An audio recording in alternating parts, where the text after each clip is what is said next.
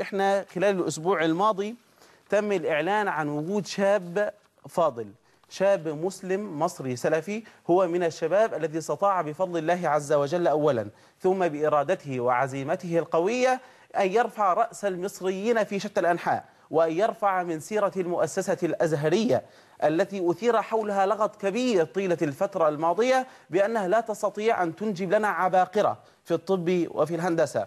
ضيفي وضيفكم في هذه الحلقة قيل عنه أنه من فرط عشقه للأبحاث والاختراعات حول غرفته الصغيرة إلى ورشة لتنطلق منها إبداعاته التي أهلته إلى المشاركة في العديد من المسابقات المحلية والدولية. ضيفي وضيفكم في هذه الحلقة بدأ عشقه للابتكار منذ الصغر في سن 12، وكان أول اختراعاته جهاز لقياس نبض القلب. أما أول أبحاثه فكان عن كيفية استغلال نظرية الدفع الضوئي في الانتقال إلى الفضاء. ضيفي وضيفكم في هذه الحلقة حصل على جائزة المخترعين المصريين وعلى المركز الأول في المعرض الدولي للاختراعات بالكويت وهو في إعداد هندسة. حصل أيضا آنذاك على 3 ميداليات لاختراعه عددا من الأجهزة. ثم تقدم مؤخرا في مسابقة شهيرة جدا، وهي المسابقة التي تسببت في شهرته وأيضا في الدعم الإعلامي المكثف طيلة الفترة الماضية بعدما أخذ الجائزة. تقدم مؤخرا في مسابقة نجوم العلم في موسمها الثالث بأحد اختراعاته، وحصل به على المركز الأول ونال بذلك جائزة قدرها 300,000 دولار. طبعا قولوا ما شاء الله.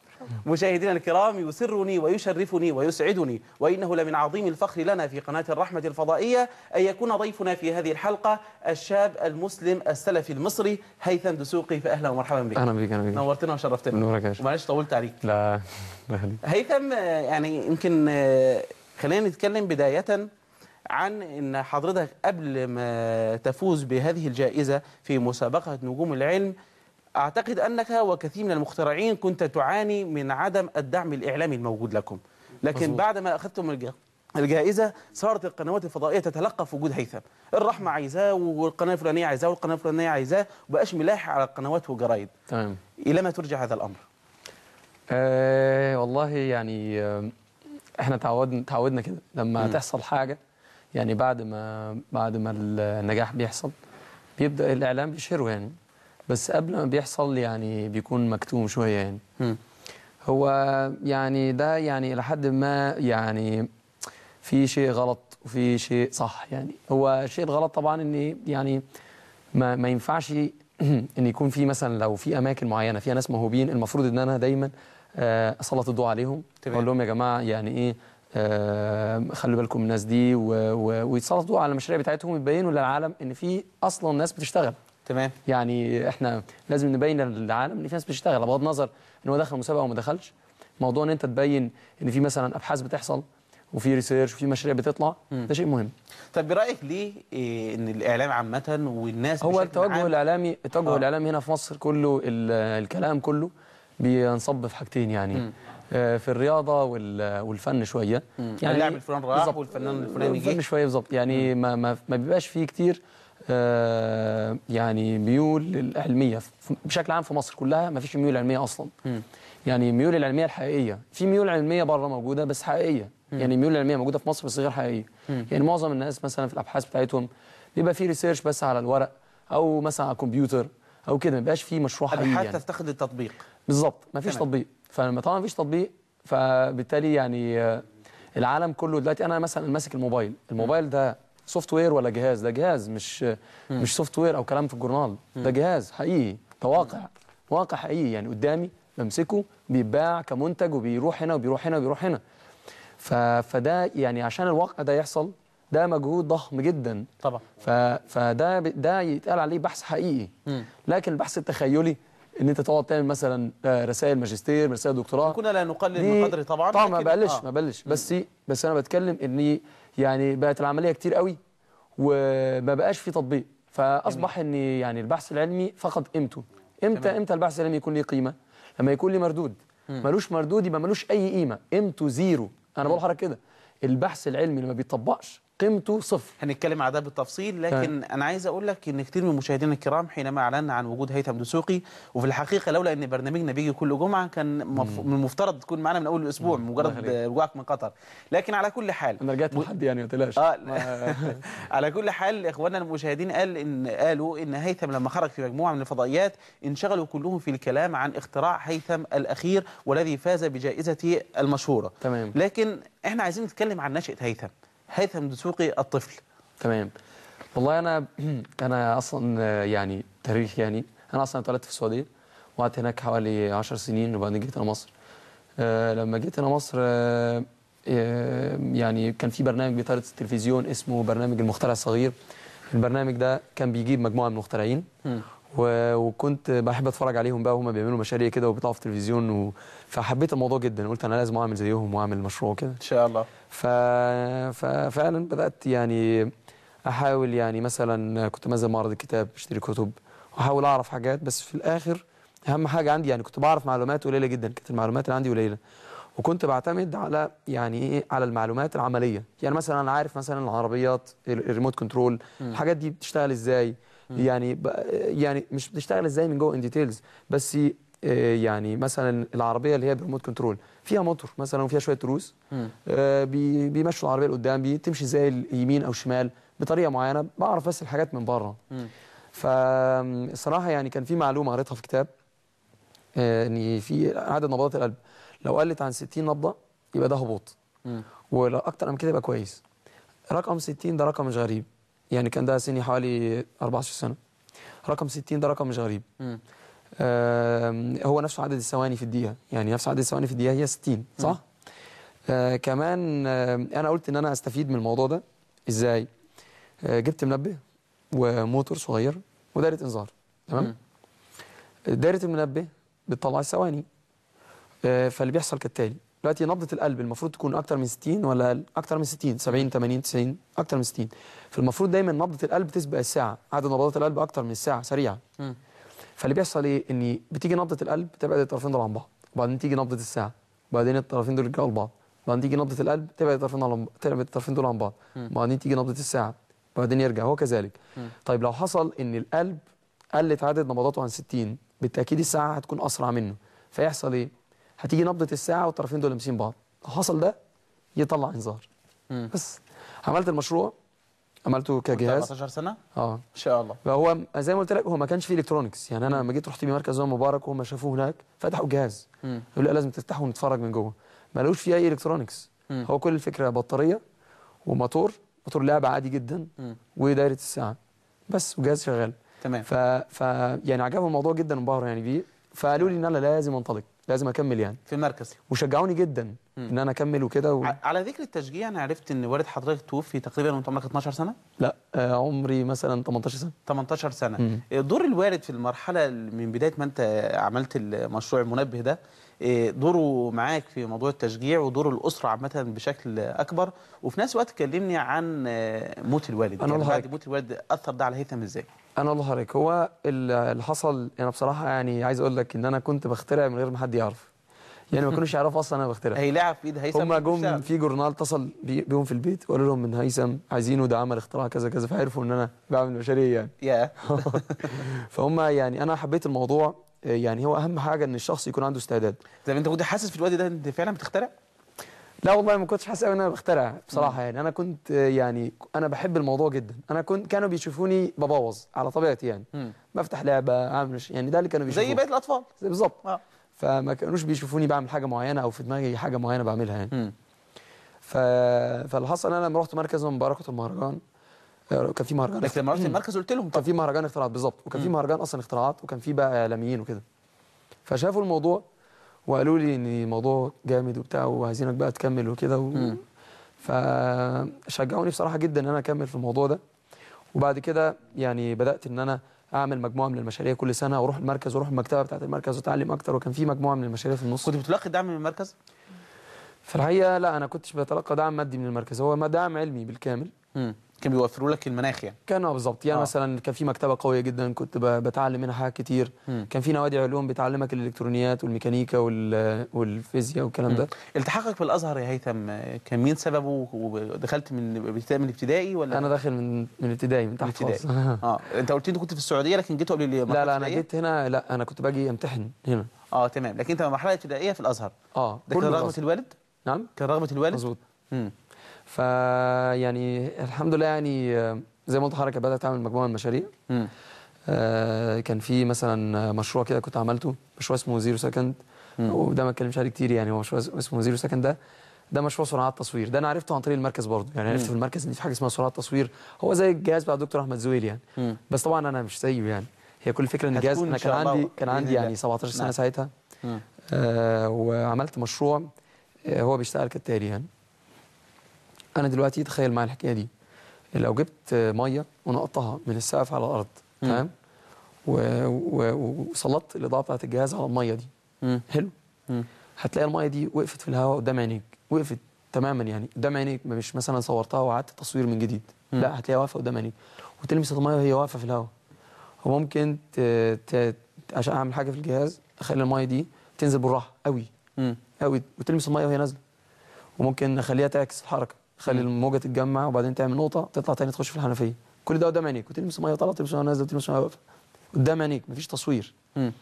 دي حاجه من سرعات التصوير. كنت عملت مشروع، هو مشروع كان اسمه زيرو سكند، كان بيعمل الحكايه دي. المشروع ده بيعتمد في فكرته على طريقه يعني، هو مش خيال او كده، هو يعني خداع بسيط. اللي بيحصل ايه، اني وهقول لك انا بستفيد منه في ايه في الجهاز ده. انت ايدك دلوقتي لو انا بلفها، لو المكان ده ضلمه وايدي بتلف وعملت فلاش، ضلمه ضلمه فلاش، ضلمه ضلمه فلاش، ايدي هتشوفها فين؟ في المكان ده بس. فين فكره سرعه التصوير؟ ان الفلاش ده لازم يكون سريع قوي يعني، لازم تكون الومضه تفتح وتقفل بسرعه جدا، بحيث ان انت وانت ايدك بتلف يعمل فلاش، فالفلاش ده يكون سريع جدا لدرجه ان ايدك تبان ثابته في المكان ده، ما تبانش هاله، لان هي لو بطيئه تبان هاله.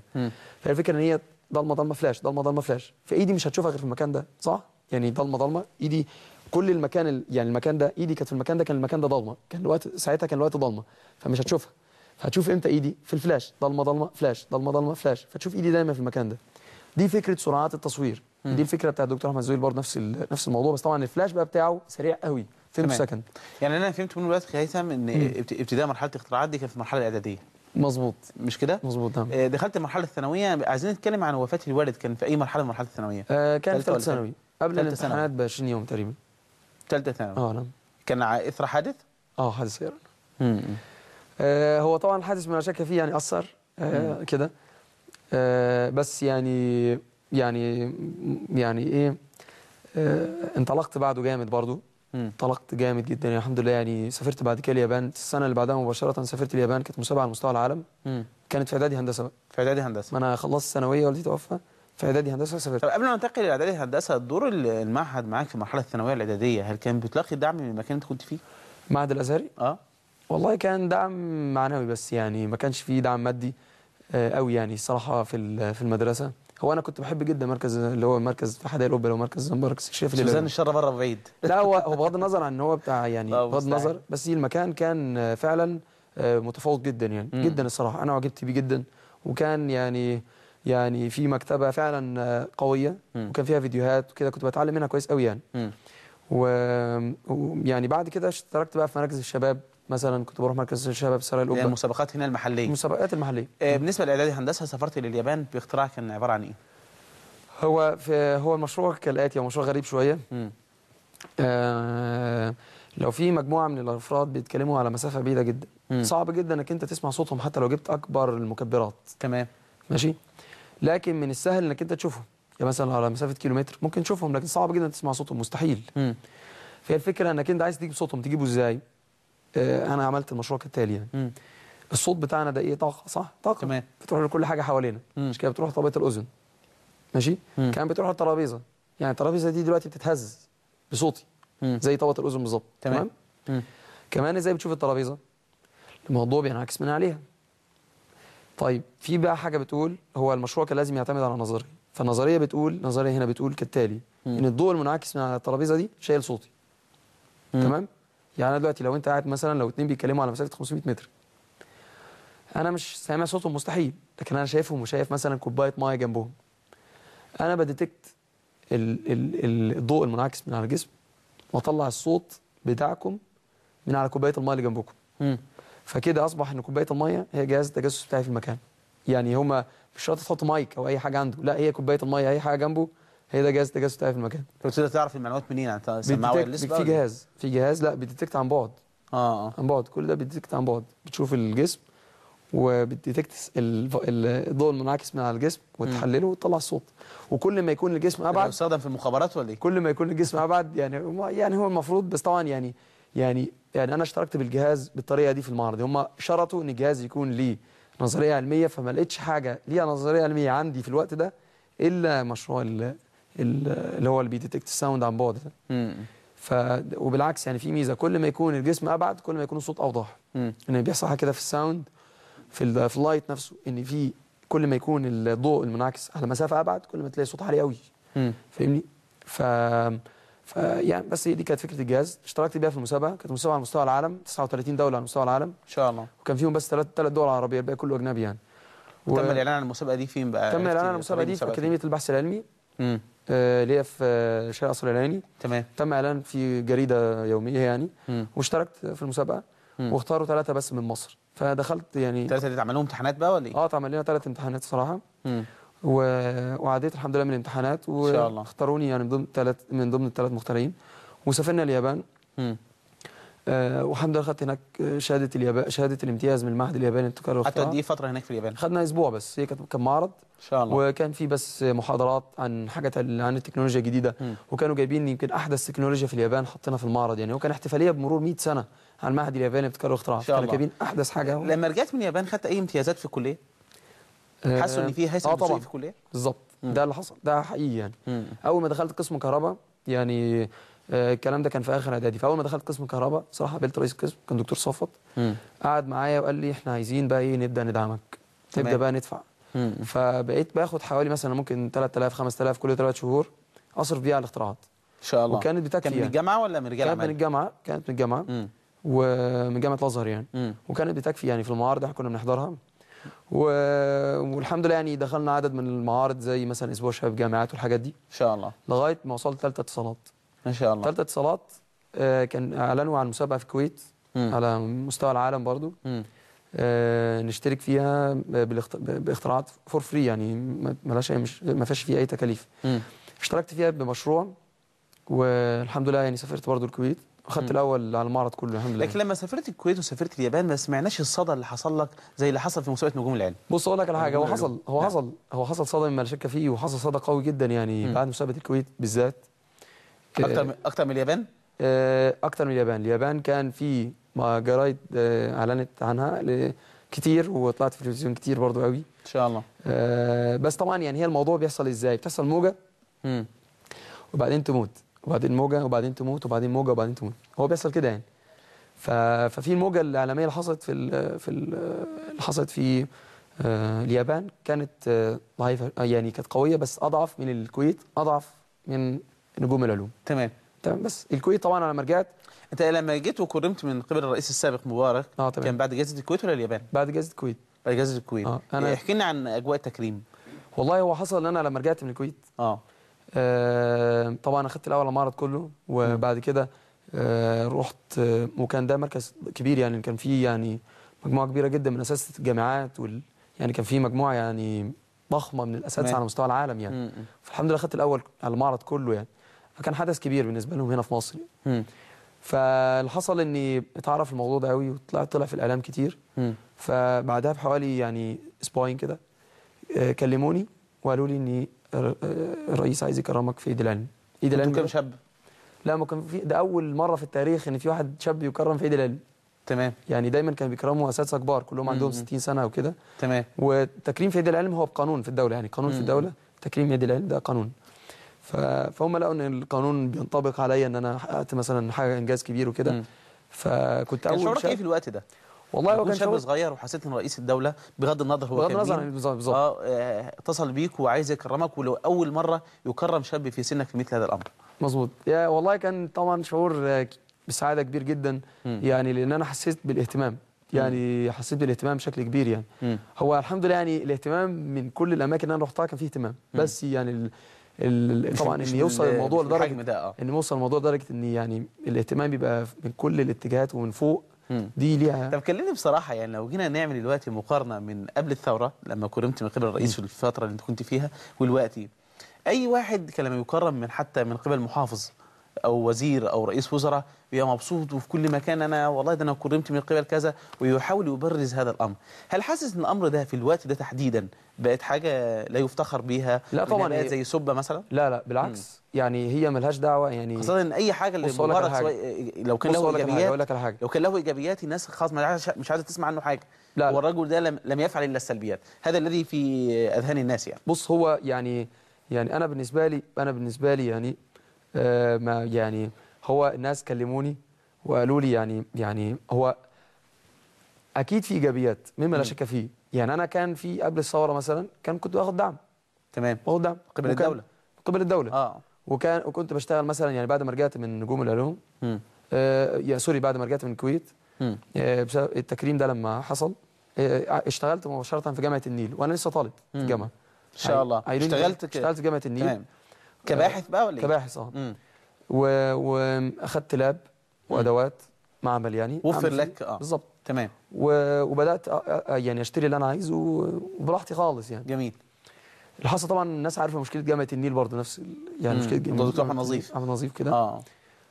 بس في الحقيقه يعني انا كنت مرتاح جدا.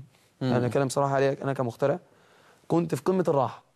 حصل في وسط يعني بصراحه كده هيثم قبل الثوره الثوره حصل ان يعني بدا برضو كلام شويه على جامعه النيل، فبدات الحكومه تتدخل شويه في جامعه النيل، فاصبح ان الصرف روتيني، فبدات العمليه تتحجم يعني. طبعا المواضيع دي انا عايز اقول لك تاثيرها ايه. الصح في البحث العلمي كالتالي: اصرف براحتك. موضوع تمشي الموضوع يعني انا بعد ما الحكومه دخلت في جامعه النيل بسبب الصحفيين بقى والاعلام والكلام ده، بقى في بقى ايه، انزل مثلا عشان اشتري حاجه، انزل بقى هات لنا طلعت عروض اسعار. واصلا محلات الالكترونيات عندنا في مصر قليله اصلا جدا. موضوع ان انا اجيب كل ما اشتري حاجه اجيب لها 3 اسعار ده شيء مستحيل. طب افرض عايز اجيب حاجه من بره اجيب لها ازاي 3 اسعار؟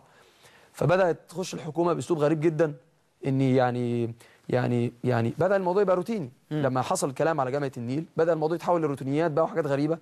فطبعا العمليه بقت محجمه كده وبقت رخمه جدا كده، وطبعا ما ينفعش كبحث علمي. ده مش اسلوب. موضوع الروتين مع البحث العلمي ده مش اسلوب ابدا. اشتغل براحتي، لان العالم كله بيجري. موضوع ان انا افضل مستني 3 شهور، انا بقيت اصرف في مرتبي يعني، بقيت اصرف بجد يعني. انا لسه هستنى لما ياخد الورق لان انت ولجنه تاخدها، ولجنه تنبثق منها 3 لجان، واللجان ينبثق منها 4 لجان، وفي الاخر يقرروا هيدفعوا الفلوس دي. وهي كل الموضوع ايه؟ انت بتكتشف ان كل الموضوع ايه؟ 2000 3000 جنيه على كل اللجان دي يعني، فاهمني؟ هو ده الروتين. بقول لك المرء جبل على حب من احسن اليه. انت في ظل هذا الاهتمام من الدوله في الفتره الماضيه ما زعلتش على اللي حصل؟ خاصه اللي حصل لشخص مبارك واللي حكومته؟ لا يعني لا. بص اقول لحضرتك حاجه مهمه جدا ومما لا شك فيه، الثوره شيء سامي جدا طبعا، وان كل الناس عارفه قد ايه الثوره دي حدثت ليه، بسبب الاضطهاد والمشاكل اللي بتحصل في البلد. بس ممكن واحد يقول لا ده انا كانوا بصراحه مظبطيني، لا بص اقول لك على حاجه، في اهتمام خاص بيا، لا ما كنتش حاسس بالاضطهاد ده بالنسبه لي انا بالنسبه لي انا كان يعني انا ما بفكرش في المشاكل.